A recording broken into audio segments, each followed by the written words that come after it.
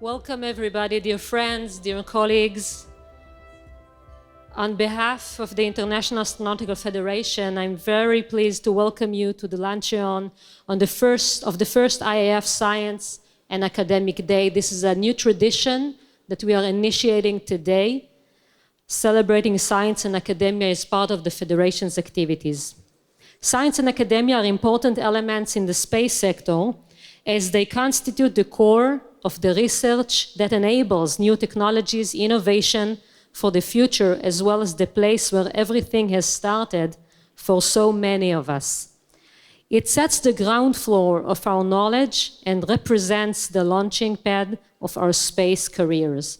Within the Federation, we acknowledge the importance of this field as a pillar category of the IAF membership, which pays particular attention to the next generation of space practitioners, key figures of a sustainable and innovative future. Today's Luncheon is kindly sponsored by the RAKIA mission, which, thanks to mission specialist Eytan STIBBE, aims to make space exploration and Earth observation more accessible for all. It's my honor to introduce our speaker, Eytan STIBBE. Like many other astronauts before him, Eytan began his career as a pilot, but that is perhaps where the similarities end, because Eytan is also an accomplished impact investor, delivering positive social, environmental, and financial returns in developing countries, with a special focus on sub-Saharan Africa. Earlier this year, those two passions, aviation and making a measurable impact here on Earth, came together in a remarkable way, the RAKIA mission. This past April, Eytan dedicated 17 days in space to education, to science, to academia, as part of the crew of AX-1, the first all-private mission to the International Space Station. Today, he's here to tell us about the RAKIA mission and its impact, its academic, its education, its social impacts, and what it means for the future of human spaceflight. But before I turn it over to Eytan, here is my favorite trivia detail. As a child, Eytan dreamed of flying like, yes, Superman. And when he boarded the ISS, he did so with his arm extended. So, because as he often says, no dream is beyond reach. As you'll see, what he and the RAKIA team accomplished is truly extraordinary. And for all of us, being extraordinary is well within reach. And with that, I welcome Eytan to the stage. Please, Eytan.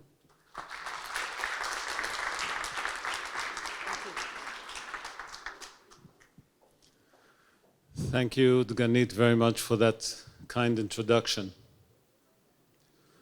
On April 25th, 420 kilometers above Australia, traveling at 28,000 kilometers per hour, began the most exciting landing I've ever experienced. I remember watching the space station getting smaller, the sparks outside the window, the 7 minutes of radio silence. Strapped in, visors closed, with no busy schedule to chase, I started to feel a bit sad. Our mission was nearly over. And I wondered, have we achieved our goals? Could we have done better? What impact would our mission have? Soon we felt this strange yet familiar pull of gravity, the sway of the capsule on the parachutes, the splashdown. Most of all, I remember these 4 words: welcome back to Earth. Like many before us, our mission to space was all about scientific research, physiology, and technological demonstrations. But RAKIA had one more important objective. We wanted to inspire as many people as possible through the wonders of space travel. It was important for us to reach people in Israel of every age, background, and culture. And it was an opportunity to change the Israeli narrative about human spaceflight, which for the past 19 years has been based on the memory of the first Israeli astronaut, my friend Ilan Ramon, not coming home. So to do that, in just 16 months, with no prior experience in creating missions to space, we needed to build our own private space agency. With the most diverse, committed, target-oriented leadership team, we built a mission control center in Tel Aviv. And we took the unconventional decision to make RAKIA an open-sourced mission. To design this, we reached out to every brilliant mind we could. We invited the Israeli Space Agency, the Ministry of Education, academic and research institutes, and many, many others to take part in the journey. We also called for proposals, and in just a few weeks, received more than 80 proposals for scientific research. Yet our number one priority was not only scientific, it was to open up space for all. So, we crafted a second call for proposals, this time in the fields of education, art, and social causes. The ripple effect was instantaneous. Dozens of educators, artists, and social entrepreneurs submitted mind-blowing ideas. RAKIA, that started as a private space mission and quickly became a public journey, encouraging people from various disciplines and backgrounds to take an active part in selecting the work we would do in space. As a private astronaut mission, we had a great advantage. We could dedicate over 80% of our time in space to priorities determined by the public, while most astronauts are needed to spend most of their time building and maintaining the space platform. To ensure the space-time was best utilized, the team, in addition to building the Tel Aviv Mission Control Center, set up a flight operations team in Houston. And with close support from the Axiom team, coordinated and implemented our intensive work plan into the ISS Optimus timeline. So what could we do? We could educate.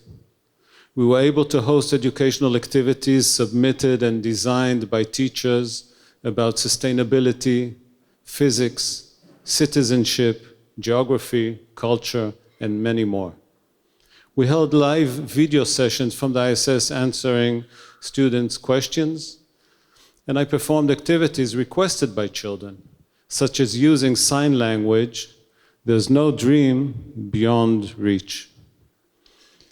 Some of these activities are already integrated into the national educational curriculum. We could experiment. A few examples. We demonstrated that CRISPR-based detection can serve as a powerful tool for on-site genetic diagnostics in future space endeavor. We tested shaping liquid polymers into optical lenses and demonstrating the feasibility of in-space manufacturing of optics, which has applications for medical devices, solar energy concentration, communication technologies, and much more. And even tested a radiation protection technology that will be launched to the moon, hopefully soon, on Artemis 1. And we made time for artistic collaborations, including a radio sculpture made from radio waves, and presenting a unique piece of space jewelry designed to be worn exclusively in microgravity. I also read poems that were prepared for RAKIA by teenagers, such as this wonderful one, The Milky Way. On a night journey, at the end of the road, there is the white path, and from afar, the aura of my hometown. All these examples are just a glimpse of the innovative ideas we received when we embraced the open source approach. And the way I see it, expanding who goes to space and what we can do there are excellent investments in our future. We are proud to show that for Israel, the investment in the RAKIA mission had enormous impact. More than 165 students actively participated in RAKIA, along with 322 scientists and researchers. More than 20,000 visitors came to the RAKIA Mission Control Center in Tel Aviv and Visitors Center. And 2.4 million people in Israel, around a quarter of the population, watched our launch live. And it was on a Saturday, so part of the population do not watch TV. We also made 95 measurable contributions to the United Nations SDGs in education, health, sustainability, and a small gesture to promote peace.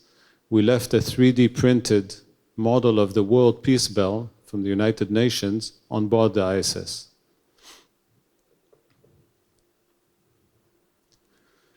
RAKIA may have been the first open-sourced mission of its kind, but it certainly shouldn't be the last. If RAKIA could do all this in a year with just 37 people, 24 of them women, just imagine the quality of a space mission you, all of you, here in the room, with your amazing experience and skill, could design and execute. Because this is only the beginning.